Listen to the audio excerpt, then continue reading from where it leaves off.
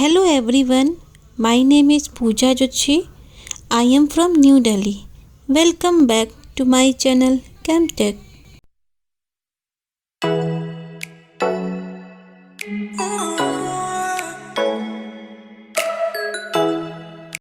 Today we will discuss about allotropes of carbon. तो सबसे पहले हमें ये पता करना होगा कि एलोट्रॉप्स क्या होते हैं। तो जब एक ही एलिमेंट की एक ही फिजिकल स्टेट में एग्जिस्ट करने की कैपेसिटी होती है, किसमें? डिफरेंट मैनर में। इसको हम सीधे शब्दों में बोले तो जब कोई एक एलिमेंट डिफरेंट मैनर में एक ही फिजिकल स्टेट में एग्जिस्ट करता है तो हम उसको कहते हैं एलोट्रॉप्स। कैसे डिफाइन कर सकते हैं? Atoms of same element arranged in different manner in same physical state. तो मीन्स एलोट्रॉप्स की क्या क्या क्वालिटी होंगी कि फर्स्ट थिंग तो सेम एलिमेंट, अरेंजमेंट कैसा होगा? डिफरेंट होगा, स्टेट कैसी होगी? सेम फिजिकल स्टेट होगी, और प्रॉपर्टीज भी क्या होंगी इनकी? फिजिकल केमिकल प्रॉपर्टीज भी क्या होंगी? डिफरेंट होंगी। Means same element, different arrangement, same physical state and different properties. ये सारी प्रॉपर्टीज जिस एलिमेंट में एग्जिस्ट करती हैं उसको हम कहते हैं एलोट्रॉप्स। तो हमें डिस्कस करना है एलोट्रॉप्स ऑफ कार्बन। वैसे तो कार्बन के बहुत सारे एलोट्रॉप्स हैं, लेकिन एनसीईआरटी की बुक क्लास 10th के हिसाब से यहाँ हम 3 एलोट्रॉप डिस्कस करेंगे कार्बन के। पहला है diamond, second graphite and third one is Buckminster fullerene. Now first one is diamond. Diamond का नाम सुनते ही माइंड में एक बहुत प्रेशियस स्टोन आता है जो कि बहुत अधिक कॉस्टली होता है। और डायमंड है क्या? कार्बन का क्रिस्टलाइन फॉर्म। एलोट्रॉप तो है, लेकिन कैसा एलोट्रॉप है? क्रिस्टलाइन। डायमंड में एक कार्बन एटम 4 कार्बन एटम से अटैच्ड होता है। और कैसे अटैच्ड होता है? टेट्राहेड्रल मैनर में।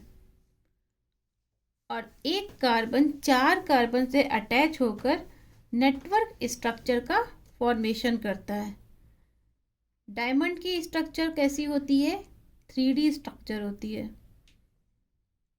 और सबसे अधिक हार्डेस्ट सब्सटेंस यदि कोई बोला जाए तो उसको क्या होता है? डायमंड होता है। डायमंड क्या है? इलेक्ट्रिसिटी का बेड कंडक्टर। कोई भी एटम या मॉलिक्यूल इलेक्ट्रिसिटी को तभी कंडक्ट करता है जब उसमें फ्री इलेक्ट्रॉन की प्रेजेंस हो। और अभी अभी हमने डिस्कस किया कि डायमंड के केस में ऐसा पॉसिबल नहीं है, क्योंकि यहाँ एक कार्बन एटम 4 कार्बन एटम से अटैच्ड है।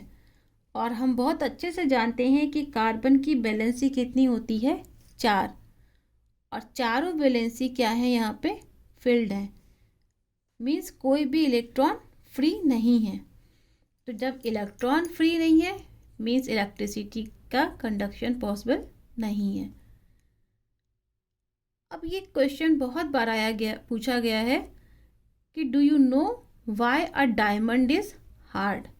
जैसा अभी हमने पहले भी डिस्कस कर चुके हैं, तो हम इसको कैसे आंसर कर सकते हैं? It is hard because breaking a diamond crystal involves rupturing many strong covalent bond. अब यहाँ पे कोवेलेंट बॉन्ड को स्ट्रॉन्ग बोला जा रहा है। क्यों? क्योंकि कार्बन की जो चारों वैलेंसी हैं वो कार्बन से अटैच होने के बाद एक कैसा स्ट्रक्चर बना रही हैं? नेटवर्क स्ट्रक्चर बना रही हैं। और बॉन्ड कैसा होगा यहाँ पे? स्ट्रॉन्ग, जिसको ब्रेक करने के लिए बहुत अधिक एनर्जी की रिक्वायरमेंट होगी। और यही वजह है कि डायमंड कैसा होता है? बहुत हार्ड होता है। अब यदि हम फिजिकल स्टेट ऐसी ऑब्जर्व करें डायमंड की, तो डायमंड कुछ ऐसा दिखाई देता है। लेकिन होता क्या है? यहाँ कार्बन का एलोट्रॉप है तो कार्बन क्या होगा, डिफरेंट फॉर्म में अरेंज होगा, अलग अलग डिफरेंट डिफरेंट मैनर में हर एलोट्रॉप में अरेंज होगा। और डायमंड में कैसे अरेंज्ड है, एक कार्बन 4 कार्बन से अटैच है। यदि हम इस कार्बन को टारगेट करें तो 1 2 3 और यहाँ पे 4, हर एक कार्बन 4 कार्बन से अटैच है। इस कार्बन को यदि हम सेंटर माने तो कितने कार्बन से अटैच है, 1 2 3 और 4। Now next, graphite. Graphite is also a allotrope of carbon, but ये कहीं ना कहीं डायमंड से बहुत अधिक डिफरेंट है। डायमंड कैसा था, बहुत अधिक कॉस्टली था, और ग्रेफाइट कैसा होता है, बहुत अधिक चीप होता है। डायमंड को हम ज्वेलरी शॉप में देख सकते हैं और ग्रेफाइट को हम अपने डेली लाइफ में अपने घर में पेंसिल की लीड में भी देख सकते हैं। ग्रेफाइट में क्या होता है, एक कार्बन एटम 3 कार्बन एटम से अटैच्ड होता है। यह भी हम आगे स्ट्रक्चर में डिस्कस करेंगे। और ग्रेफाइट में स्ट्रक्चर कैसी होती है, लेयर स्ट्रक्चर। आपने ग्रेफाइट को पेंसिल के लीड में देखा होगा। तो जब हम लिखते हैं तो पेंसिल की लीड क्या होती है, घिसती जाती है, यानी एक एक लेयर उसकी शीट में निकलती जाती है और धीरे धीरे वो सारी पेंसिल की लीड खत्म हो जाती है। मीन्स जैसे कॉपी में एक के ऊपर एक शीट होती है, वैसे ही ग्रेफाइट में कार्बन लेयर फॉर्म में अरेंज्ड होता है।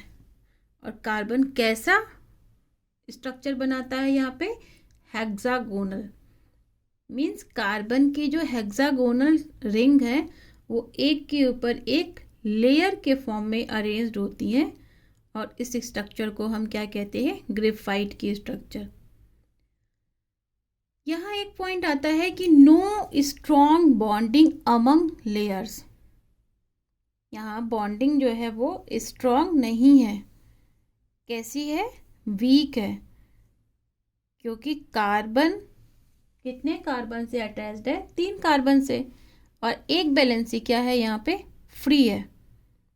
और यही रीज़न है कि जब फ्री इलेक्ट्रॉन प्रेजेंट है तो ये क्या होगा, इलेक्ट्रिसिटी का गुड कंडक्टर।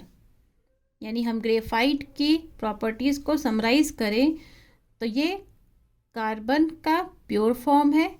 इसमें एक कार्बन 3 कार्बन से अटैच्ड होता है।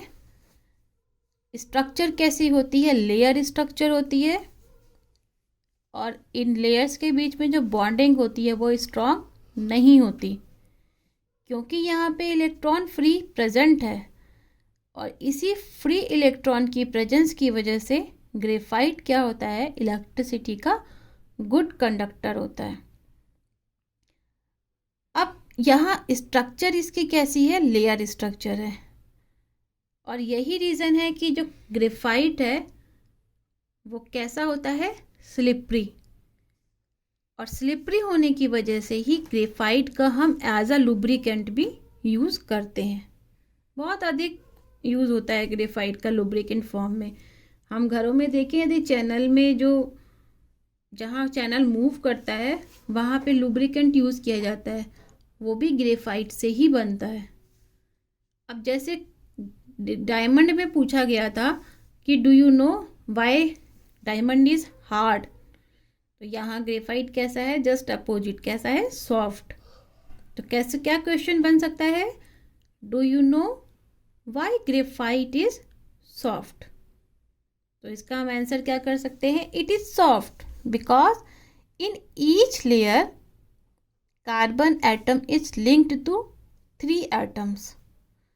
कार्बन की वैलेंसी कितनी होती है, 4 होती है, और चारों वैलेंसी यहाँ फुलफिल्ड नहीं है। इसका मतलब 3 वैलेंसी सेटिस्फाइड है, और कहीं ना कहीं एक वैलेंसी जो है वो फ्री है, फ्री इलेक्ट्रॉन प्रेजेंट है। It is a black and slippery solid. हमने अपनी पेंसिल के लीड में देखा है ग्रेइश कलर की होती है, तो इसका अपीयरेंस कैसा होता है, black and slippery solid. This property of graphite persists because it cleaves easily between the layers. Layer structure है, बॉन्डिंग वीक है, तो मीन्स क्या है, ग्रेफाइट क्या होगा, बहुत अधिक सॉफ्ट होता है। और डायमंड कैसा होता है, बहुत अधिक हार्डेस्ट मटेरियल की बात करें तो डायमंड, और सॉफ्ट एलोट्रॉप की बात करें तो वो क्या होगा, ग्रेफाइट। स्ट्रक्चर में देखें तो जैसा हमने डिस्कस किया, एक कार्बन एटम 3 कार्बन एटम से अटैच है, और एक वैलेंसी क्या है इसकी, फ्री है, यानी फ्री इलेक्ट्रॉन प्रेजेंट है। कार्बन हेक्सागोनल फॉर्म में है, हेक्सागोनल रिंग में अरेंज्ड है, और ये हेक्सागोनल रिंग एक दूसरे के ऊपर कैसे हैं, लेयर फॉर्म में, जैसे कि कोई नोटबुक के पेजेस अरेंज होते हैं एक के ऊपर एक। क्लियर है। Now next, Buckminster fullerene. ये बहुत लेटेस्ट अभी इन्वेंटेड हुआ है फुलेरिन। यहाँ बकमिंस्टर वर्ड से आपको थोड़ा सा डाउट क्रिएट हो रहा होगा, क्योंकि कई बुक्स में सिर्फ फुलेरिन का नाम दिया है, और इसकी इन्वेंशन किसने की थी, बकमिंस्टर ने। यानी बकमिंस्टर एक आर्किटेक्ट थे जिन्होंने एक डोम शेप्ड का हॉल्स प्रोड्यूस किया था या बनाया था, जिसकी स्ट्रक्चर फुलेरिन की स्ट्रक्चर से बहुत अधिक मैच करती है, और यही रीज़न था कि इसको हम बकमिंस्टर फुलेरिन भी कहते हैं। बेसिकली ये होता क्या है, 60 कार्बन की एक छोटी सी फुटबॉल कह सकते हैं हम इसको। यानी बकमिंस्टर फुलेरिन को यदि हम इजी वर्ड्स में डिफाइन करें तो ये क्या है, 60 कार्बन की एक छोटी सी football made up of 60 carbon. Define कैसे कर सकते हैं, this is an allotrope of carbon containing 60 carbon atoms, और इसका शेप कैसा होता है, सॉकर बॉल की तरह। और यहाँ कार्बन की हेक्सागोनल रिंग भी होती है और पेंटागोनल रिंग भी। तो एक मॉलिक्यूल में 20 हेक्सागन्स और 12 पेंटागन्स प्रेजेंट होते हैं। इसकी स्ट्रक्चर को हम यहाँ देख सकते हैं कि हेक्सागन रिंग भी प्रेजेंट है और पेंटागन रिंग भी प्रेजेंट है, और ये कार्बन एटम आपस में जो बॉन्ड बना रहे हैं वो कैसा है, कोवेलेंट बॉन्ड है। सो बकमिंस्टर फुलेरिन को हम कैसे डिफाइन कर सकते हैं, football shaped structure, 3D solid, and hexagonal and pentagonal both type of rings are present in this structure. If you like the videos, please like, share and subscribe to my channel. If you have any doubt, write it in comment box. Thank you.